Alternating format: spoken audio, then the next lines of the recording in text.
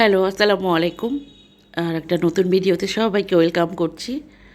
আমি এখানে চতুর্থ রোজার ইফতার তৈরির টুকটাক ভিডিও শেয়ার করছি। এখানে আমি যেটা করছি, ডালের বড়া করব, পাকোড়া যেটা ২-৩ রকমের ডাল নিয়ে আমি মোটামুটি ইয়েটা রেডি করলাম। আর দুপুরবেলায় হচ্ছে ছোলাটা ভুনে রেখেছি। গ্যাস থাকে না, তো একটু আগেভাগেই প্রিপারেশন করতে হয়। তো যাই হোক, আমি এই কাজগুলো করে নিচ্ছি। আসলে রোজা থেকে না অত এনার্জি আর এখন থাকে না। তো রোজা যেহেতু থাকা হয়, এইসব টুকটাক কাজকর্ম একটু কম করা হয়। চেষ্টা করি অল্পর মধ্য দিয়ে মানে সেরে নিতে।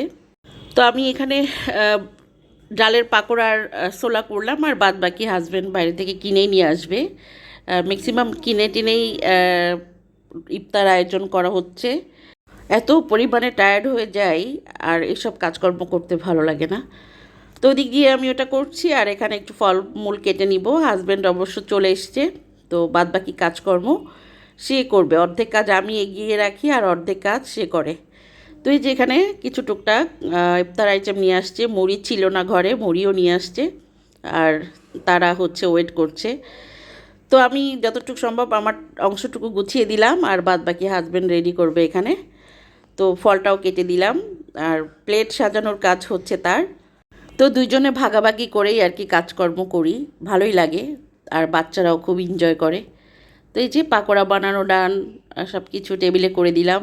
এখন হাজব্যান্ড হচ্ছে টেবিল সাজিয়ে নিবে। তো তারপর আমরা হচ্ছে ইফতারি করব। ইফতারি আইটেমের মধ্যে হাজব্যান্ডের আবার এই জিলাপি খুব পছন্দের, তো সে মাঝে মধ্যে আনতে চেষ্টা করে।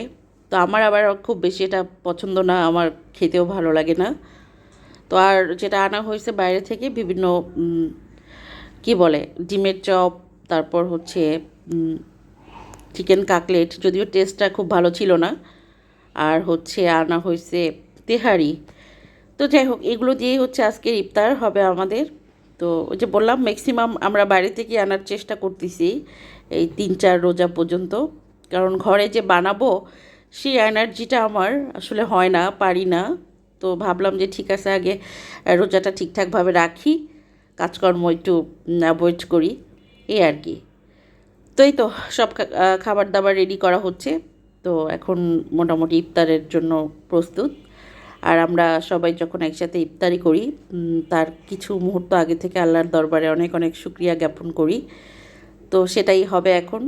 তো এই বিষয়গুলো আমার কন্যারা খুব এনজয় করে।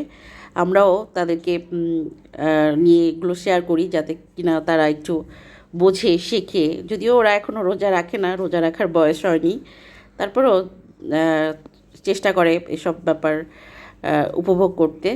তো যাই হোক, সব কিছু নিয়ে আলহামদুলিল্লাহ, সবাই আবার বাচ্চাদের জন্য দোয়া করবেন।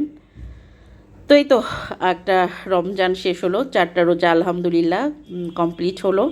তো এই ছিল আমাদের ছোট্ট একটি ভিডিও। আশা করছি সবার ভালো লাগবে। সবার জন্য অনেক অনেক শুভকামনা। আল্লাহ হাফিজ সবাইকে।